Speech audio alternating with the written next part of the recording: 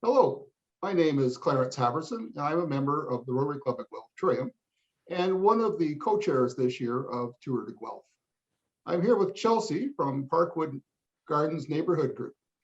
Chelsea, would you like to introduce yourself more fully and tell us a little bit about Parkwood Gardens Neighbourhood Group? Thank you for having me here. My name is Chelsea Edwards, and I am the program coordinator for the Parkwood Gardens Neighbourhood Group. We are located on the west end of Guelph, and my role just constitutes of making sure that there's programs running for the community. So what's the role or what mandate or mission does Parkwood Gardens fill in your community? So Parkwood Gardens is actually community run and volunteer based. And our goal right now is to provide a variety of community-based programs to meet the needs of the families and the children in our neighborhood. Our neighborhood group really endeavors to develop a sense of community and to enrich the health and well-being of the families in our neighborhood. So food insecurity obviously is a huge issue in all of our community. What's Parkwood Gardens doing to address food insecurity in your area? Food insecurity in the West End is a really big problem, and COVID-19 has really pushed that problem to the forefront. Luckily for us, because we are community-based, we've been aware of the issues around food insecurity for a while and have had a very long established food cupboard at the West End Community Center. And then a few years ago, we also set up a satellite food cupboard over at 60 Fife Road. So currently we are operating 2 food areas, and we also provide emergency supports for families that call in directly to us. That emergency support can be anything from a hamper to a gift card, which is what we are currently working on with the current shutdowns. Yes, and so this past year you received funding from the Rotary Club at Guelph Trillium to provide grocery cards to some of your families, and some of the funding for that, of course, came from the Tour de Guelph. So could you tell us a little bit about that project? Yes, the grocery cards that we are providing currently are a huge part of our food program, especially at our ECOT location. With these shutdowns, we've lost access to the West End. So with ECOT, we have a smaller location and we're not able to store as much food, which means families who are picking up usually 4 to 6 bags are now only able to take 2 to 3 bags, which can really affect their eating at home. The gift cards really help to supplement that. We are actually able to provide an opportunity for our families to go and also pick up fresh fruits and vegetables and other home care items, diapers, baby wipes, spices, snacks for school, and diabetic supplementaries. Those are the kinds of stuffs that we don't provide at our food bank, but with the gift cards, families are now able to build that back into their diets and able to take care of themselves a lot better. In terms of the families that we interact with weekly, it's usually around the same 10 family members, but because we are a community, we tend to interact with so many people on social media, on our Facebook profile, and even just as we're going about our day, we run into community members, so that can change.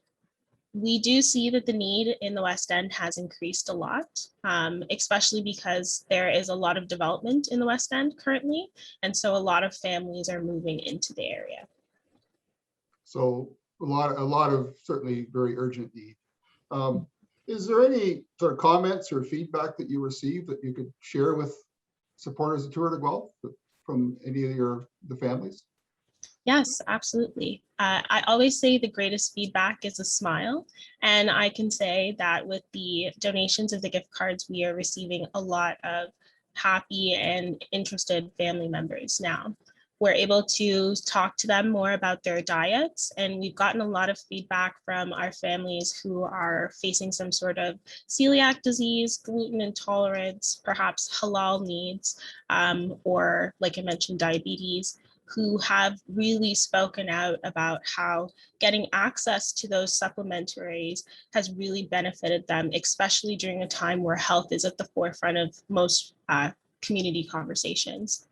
Our family members really enjoy being able to go to the store and pick up their favorite brands, or even with kids now being able to pick up a nice little treat for the weekend on those gift cards. Yeah, and certainly choice is a big part of the dignity and the need that people have. Yes. Um, You've mentioned a little bit, but what's been the impact of COVID-19 on the programming of Parkwood Gardens Neighborhood Group? COVID-19 really did a doozy on us, and unfortunately, it has slashed back our programs for about 80%. So before the shutdown, we were operating out of the West End Community Center almost full time. So from 9 a.m. in the morning until about 7 p.m. at night, there was always activities running in the community room. And those activities ranged from an early morning program for kids under the age of 5, a coffee hour, a Vietnamese coffee hour as well, and an immigration English hour, an English circle. We also lost all of our after school programming, which is quite unfortunate because we are no longer allowed to use the school gyms or go onto school property because of the shutdowns. Those big losses have really impacted us in a way that I don't even think I could put into words. And now that we're stretching on 2 years, it's becoming a little bit difficult to reestablish those connections as we haven't had the restrictions re-lifted on us.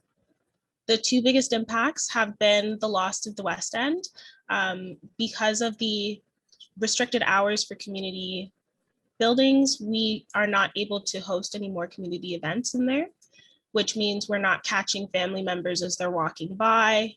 We're no longer having those moments where we can direct people to services they need on a whim. It has to be a more direct conversation. And we've also lost the ability to use our office. So I'm working at home right now, and my coworker is also working at home, which means more sensitive topics that we have are a little bit more difficult because our community members may not feel like they're in a more secure space. Well, and certainly I think we all are hoping and wishing for the day that we can go back to community in the truest sense of the word. Yeah. So Yes. we really appreciate the work you're doing despite all the challenges. So Thank many of the people watching this video obviously will be either Tour de Guelph participants or supporters and sponsors. So would you have any words of encouragement for those? Yes, absolutely. Guelph is one of the most amazing towns. I'm actually from Toronto and I moved here a couple of years ago. And one of the things that really drew me to this town was just that sense of community. You can walk around and meet people and just feel like you belong in the city. And this year has really shown us that that sense of belonging is so important. The amazing amount of support that we've seen, not just in charitable donations, but in people just reaching out to each other and being more open and empathetic has been such an amazing, beautiful experience for a lot of our community members who were not feeling that sense of belonging before. And I really encourage you as you're taking your ride around Guelph and seeing the beautiful city that we all live in, just to think about that sense of community and how you can help to continue to facilitate that, not just in your charitable donations, but just in your day-to-day interactions. So thank you very much for everything that you do at Parkwood Gardens and all the best with getting through the rest of the lockdown and shutdown, and hopefully we come at the end of that. So and to everybody who's watching, who's going to be riding or has supported somebody who's riding in Tour de Guelph, thank you very much for your support, and we wish everybody to stay safe and stay healthy and have a great Tour de Guelph ride. Thank you very much.